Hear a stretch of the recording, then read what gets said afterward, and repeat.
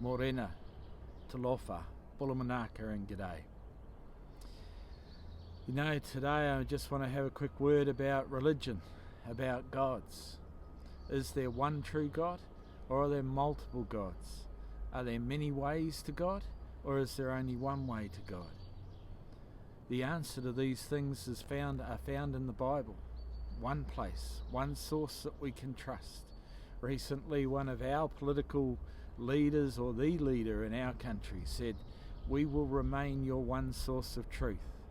Well, I'm here to say that there is but one source of truth, and it's not from this person. It's not from others in a government, whichever country you may be in, but rather it's from the one source of truth. You know, Jesus said when he was upon the earth, "I am the way, the truth, and the life.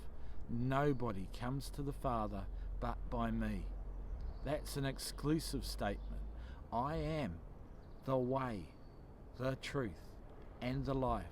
He's not just a finger pointing to God, but rather he is saying he is the way to a right relationship with our Creator. He says, "I am the truth." You know, the definition of truth is that which is in agreement with reality. That which is in agreement with reality. That which is in accordance with the facts. That's what Jesus is saying. I love that so often in the scriptures he says, "Truly, truly, I say unto you." That truly, truly means you can trust what I say. You can trust it categorically because it is the truth. It's in agreement with reality and it's in accordance with the facts. He said, "I am the way, the truth, and the life." He is the giver of life and the sustainer of life. I am the way, the truth, and the life. Nobody comes to the Father but by me. No other way to get back into a right relationship with our Creator but by Him. So, some of the other religions, some say that we're reincarnated. You know, I've thought about it. I thought about it before I became a Christian. Reincarnation. So if I live poorly as a human, if I live well, I achieve it. If I don't, I come back as a cockroach, or I come back as a rat, or I come back as a dog, or I come back as some other life form, but not as a human, because I failed as a human. My problem always with that was, well, if I come back as something else, what did I learn from being human? How do I take back the knowledge of the mistakes I made, that I can correct them and be a better human next time I'm a human? That seems cruel to me. How can I advance and become a better human if I can't remember what I did wrong when I come back as a slug or a worm or a flea? Then there's yin and yang, the two circles where one is dark and one is white.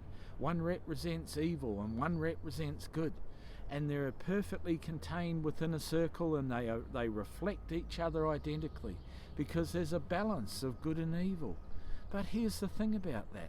If there's a perfect balance of good and evil, then it doesn't actually matter whether I do good or whether I do evil. Because if I do good, there's bad done to replace and balance out my good. If I do bad, there's good done to balance out the bad that I've done. Either way, it doesn't matter what I do. And I'm here to say it does matter. It fully matters what I do and what you do with your life and in your life. Then there's, say, attaining nirvana. Perfect nothingness was the description I heard of nirvana. So is the ultimate goal in life perfect nothingness? Does taking my own life result in me getting and obtaining perfect nothingness? And what's the point of perfect nothingness? I don't want perfect nothingness. I want meaning and purpose to my life. And Jesus said, "I am the way, the truth, and the life. No one comes to the Father but by me."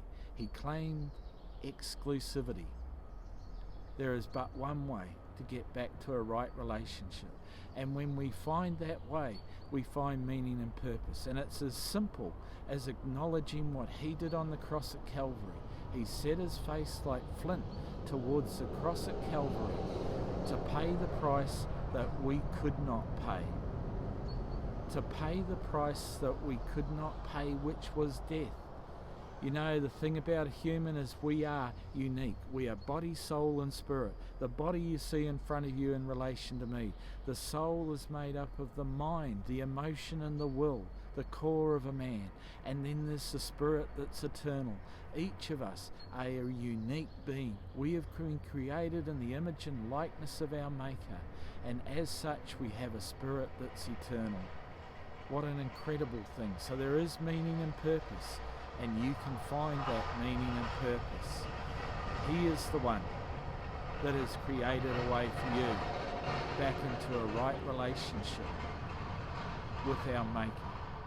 I am, he said, I am the way, the truth and the life.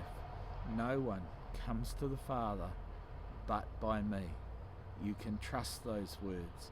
It's time that you looked into them deeper and you will find the meaning and purpose of life. I can actually guarantee it because I found it. I have a joy in my heart and a song to the Creator, a song to the Lord of thanksgiving. I'd love for you to join me in that song.